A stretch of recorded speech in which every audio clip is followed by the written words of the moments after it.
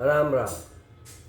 आपण नवीन पिढीबरोबर संवाद साधत आहोत. आतापर्यंतच्या संवादातून आपण 2 सिद्धांत समजून घेतले. पहिला सिद्धांत असा की प्रतिकूल परिस्थिती कितीही प्रतिकूल असली तरी आपलं कार्य चालू ठेवणे. परिस्थिती आपल्या हातात नसते, परंतु परिस्थितीमध्ये काय करावे, अशा प्रतिकूल परिस्थितीमध्ये कसे वागावे ते आपल्या हातात असते. ही संधी, अपॉर्च्युनिटी आपण गमावू नये. दुसरा सिद्धांत आपण पाहिला, कितीही कष्ट पडले आपले कर्तव्य सोडायचे नाही. कामामध्ये खंड पडू द्यायचा नाही. विद्यार्थी असेल तर अभ्यासामध्ये खंड पडू द्यायचा नाही. यालाच तप म्हणतात, तपश्चर्या म्हणतात. तप म्हणजे फक्त राम राम राम राम करणे नाही. ते आहे एक प्रकारे, ते पण एक तपश्चर्या आहे. परंतु तपाची मुख्य व्याख्या म्हणजे आपण एखादी ध्येय ठरवलेलं आहे, हे साध्य करायचं आहे. मग ते साध्य करण्यासाठी आपण कर्म करतो, कार्य करतो. मग ते कर्म, ते कार्य करीत असताना मध्ये बऱ्याच अडचणी येतात. पुष्कळ अप डाऊन होत असतं. बऱ्याच कष्टाला आपण सामोरं जावं लागतं. हे सर्व सहन करत कधी मागे कधी पुढे, कधी मागे पुढे असं करत ध्येय गाठणे, याला तपश्चर्या म्हणतात, तप म्हणतात. म्हणून कितीही कष्ट पडले तरी आपण आपलं कार्य, आपलं कर्म जे आहे किंवा आपला अभ्यास आहे तो सोडायचा नाही. आता आपण तिसरा सिद्धांत पाहू आज, की आता 2 मुलाची आपण कंपॅरिझन करू. एक मुलगा आहे, त्याला सर्व काही मिळतं. घरामध्ये घर चांगलं आहे, मोठं आहे. मागितल्या जेवण मिळतं. घरामध्ये त्याला काही काम करावं लागत नाही. अभ्यास करण्यासाठी स्वतंत्र एअर कंडिशन रूम आहे. शाळा जरी जवळ असली तरीसुद्धा तो कोणातरी वाहनाने जातो. शाळा पण प्रचंड मोठी आणि पूर्ण एअर कंडिशन. शिक्षक चांगले असतात, चांगले शिकवतात, परंतु रागावत नाहीत. शिक्षक मुलांना कधीच रागावत नाही. तुम्ही कितीही काही अभ्यास नाही केला किंवा आणखीन काही दंगामस्ती केली तरी सुद्धा शिक्षक रागावत नाहीत. ते फक्त मुलाच्या आईवडिलावरती रागावतात, पण तुम्हाला नाही. मग होतं काय, असं करत असताना तुमच्या त्या मुलाच्या मनाला आणि शरीराला सुखाची सवय लागते. कष्ट करायची सवय नसते, कष्ट करू वाटत नाही. सुख पुष्कळ भोगलेलं असतं, दुःख काय माहीत नाही. मग मागेल ते मिळालेलं आहे. हा विद्यार्थी का होतो? मग आळसी बनतो, निष्क्रिय बनतो, दुबळा बनतो. मागेल ते मिळत गेल्यानंतर मनुष्य किंवा कोणी दुबळा बनतो, निष्क्रिय बनतो.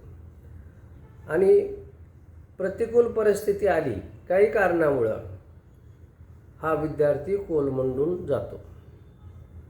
आता दुसरा एक विद्यार्थी आहे, घरची परिस्थिती बेताची आहे, मागेल तेव्हा मिळत नाही आहे. कधी जेवणसुद्धा मागितल्या मिळत नाही. आणि शाळेत पण जास्त सुखसोयी नाही आहेत. चूक झाली, समजा काही चूक झाली, शिक्षक रागावतात. नुसते रागावतच नाही, ओरडतात पण आणि कधीकधी शिक्षा पण मिळते. मग असा विद्यार्थी प्रतिकूल परिस्थिती आला तरीसुद्धा टिकून राहतो. टिकून राहतो, तो कोलमडून जात नाही, टिकून राहतो.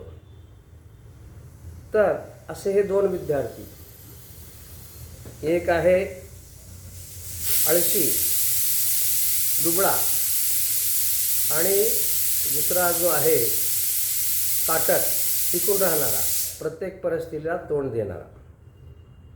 आता ह्याचं एक उदाहरण घेऊ म्हणजे आपल्याला समजेल की एक शहर होतं.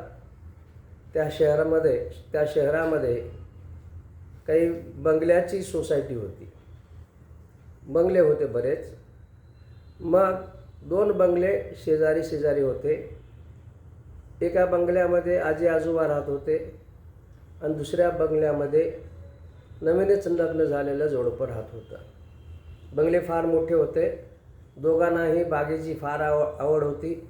दोघांनाही आपल्या बागेमध्ये, कंपाऊंडमध्ये झाडं लावली होती. वेगवेगळ्या प्रकारची आंबा आहे, चिक्कू आहे, पेरू आहे, सीताफळ आहे, अशा प्रकारची झाडं लावली होती. आजोबाची झाडं का होती? एवढी तजेलदार नव्हती, सुकल्यासारखी वाटायची. आणि आजोबाच्या झाडांना फळे कमी लागायची आणि लहान पण लागायची.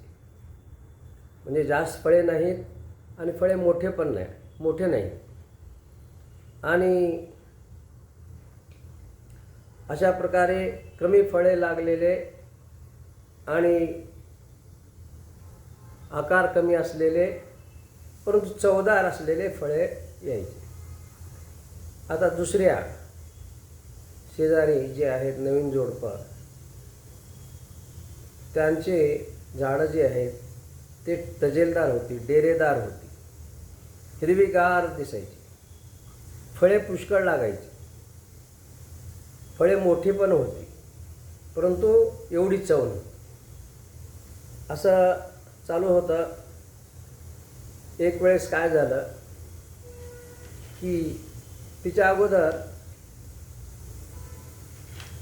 तो यंग मॅन आजोबाला म्हणाला, आजोबा झाडांना पाणी द्या, झाडं सुकत आहेत, बघा माझी झाडं, मी पाणी देतो, पुष्कळ पाणी देतो, माझी झाडं किती चवीदार आहेत, म्हणजे डेरेदार आहेत, फळे मोठी आहेत, पुष्कळ फळे लागतात, तुम्ही थोडं पाणी देत जा, फळे नाहीत तुमच्या झाडांना जास्त आणि लहान पण आहेत फळे आकाराने. आजोबा काही म्हणायचे नाही, गप्प बसायचे.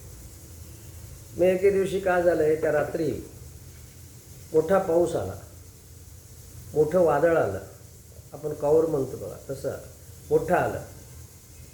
त्या दोघांनाही काही समजलं नाही, कारण बंगले होते. बंगले बंद असल्यानंतर काही समजत नाही. मग पहाट झाली. आजोबा रोजच्याप्रमाणे लवकर पहाटे उठले, बाहेर आले. पाहतो तो काय, त्यांची झाडं उभी आहेत आणि शेजारीची झाडं पडलेली आहेत, मुळासहित उखडून पडलेली आहेत. त्यांना आश्चर्य वाटलं. म्हटलं त्यांना समजलं की रात्री मोठा पाऊस आला आणि मोठं वादळ आलेलं आहे. नंतर सूर्योदय झाला. तेव्हा हा यंग मॅन उठला, बागेत आला. बाहेर पाहतो तो काय, त्याची बाग साफ आणि आजोबाची बाग खडी. त्यांना आश्चर्य वाटलं, माझ्या झाडांना एवढं पाणी देतो, तजेलदार होते, डेरेदार होते, तरीसुद्धा पडले आणि आजोबाचे झाडं नुसते सुकलेले होते, ते खडी राहिले. मग त्याने आजोबाजवळ चौकशी केली, असं कसं झालं आजोबा म्हणाले, रात्री मोठा पाऊस आला, वादळ आलं, तिच्यामुळं असं झालं, तुझी झाडं पडली, माझी पडली नाही. म्हटलं असं का? हं, असं का झालं? तुमची का पडली नाहीत? माझीच का पडली? मग आजोबा म्हणाले, सांगतो ऐक. तू तुझ्या झाडांना दररोज पाणी देत होतास, जरूरत नसलं तरी देत होतास. तिच्यामुळे झालं काय की ती झाडाची मुळं जी आहेत ती खोलवर गेली नाही. त्यांना त्यांचं अन्न पाणी वरतीच मिळत गेलं, म्हणून त्या मुळांनी खाली जाण्याचा प्रयत्न केला नाही आणि खाली गेले नाही. त्यांना भरपूर पाणी मिळालं म्हणून झाड तजेलदार राहिलं. परंतु मी काय केलं, मी जरूरत असेल तेव्हा तेवढंच पाणी दिलं, केव्हा केव्हा कमी पण दिलं. मग माझ्या झाडांना अन्न तर पाहिजे, भूक तर लागलेली असेल तर अन्न मनुष्य शोधतो, तसं हे झाडाचे मुळा पण अन्न शोधतात. कमी पाणी पडू लागलं की मग काय होतं की मुळा खोल जमिनीत जातात, पाणी शोधत जातात. म्हणून माझ्या झाडाच्या मुळा जमिनीत खोलवर गेल्या. जरी पाणी कमी मिळाल्यामुळं ते झाड तजेलदार नव्हते, फळं मोठी नव्हती, कमी फळं लागायची, परंतु मुळा ज्या आहेत झाडाच्या त्या फार खोलवर गेल्या होत्या. मग वादळ आलं, पाऊस आला, त्यामध्ये माझे झाडं वाचले, पडले नाही. परंतु तुझी झाडं मुळावर असल्यामुळं ते सहन करू शकले नाही वादळ, आणि ते कोलमुंडून पडले, काही मोडून पण पडले. अशा प्रकारे आजोबाने सांगितलेलं आहे. हिच्यामध्ये काय आहे की कोणतीही गोष्ट सहज मिळत गेली तरी मनुष्य कष्ट करत नाही. तिच्यानं काय होतो, तो दुबळा होतो. त्या झाडांना सहज पाणी मिळत गेलं म्हणून ते जमिनीत खोलवर गेले नाहीत. आणि ज्यांना सहज मिळत नाही त्यांना कष्ट करावं लागतं. त्या झाडांच्या मुळांना कष्ट करावं लागलं, खोलवरती जावं लागलं पाण्याच्या शोधामध्ये. म्हणून ते झाड जरी सुकलेलं असलं तरी काटक होतं, मुळा खोल होत्या. म्हणून लहानपणी मुलांना अतिसुखात ठेवू देऊ नये. अतिसुख लहान मुलासाठी फार घातक असतं, हे प्रत्येक आईवडिलांनी पाहावं. जरी आपल्यामध्ये त्यांच्या इच्छा पुरवण्याची ताकद असली, क्षमता असली, तरीसुद्धा त्यांना त्यांच्या इच्छा लवकर देऊ नयेत, ठेवू नयेत. त्यांना नोची सवय लागावी.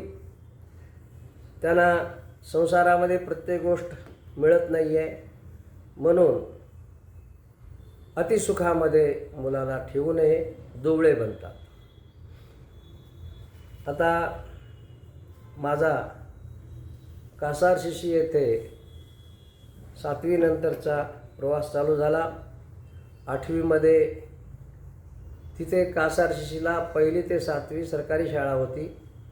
8वी 9वी 10वी ही खाजगी शाळा, संस्थेची शाळा. मग तिथं ॲडमिशन घेतलं. 8वीमध्ये आल्यानंतर आजूबाजूचे बरेच मुलं, कासार शिरशीच्या आजूबाजूचे बरेच मुलं त्या शाळेत होती. नवीन फ्रेंड्स आले, नवीन शिक्षक वर्ग, अभ्यासक्रम पण कठीण. इथं 8वीपासून 2 भाग पडले होते. एकाने इंग्लंड हिस्ट्री घ्यायचं, आणि ज्याने इंग्लंड हिस्ट्री घेतली ते फक्त आर्ट्स आणि कॉमर्सला जाऊ शकत होते. ते डॉक्टर किंवा इंजिनियर बनू शकत नव्हते. तिथंच 8वीमध्येच असताना त्याची विभागणी झाली होती. आणि दुसरा जो आहे हायर मॅथमॅटिक्स, तो मग इंजिनियर बनू शकतो, डॉक्टर बनू शकतो. कॉमन विषय होते इंग्लिश, हिंदी, मराठी, नंतर मॅथ्स, सायन्स, इतिहास, भूगोल हे कॉमन होते. फक्त 2 विषय, एक म्हणजे हिस्ट्री ऑफ इंग्लंड आणि दुसरा हायर मॅथमॅटिक्स. आता 8वीमध्येच पुढील 10वी नंतरच्या अभ्यासाची दिशा ठरत असते आणि अशा प्रकारे माझा प्रवास चालू झालेला आहे.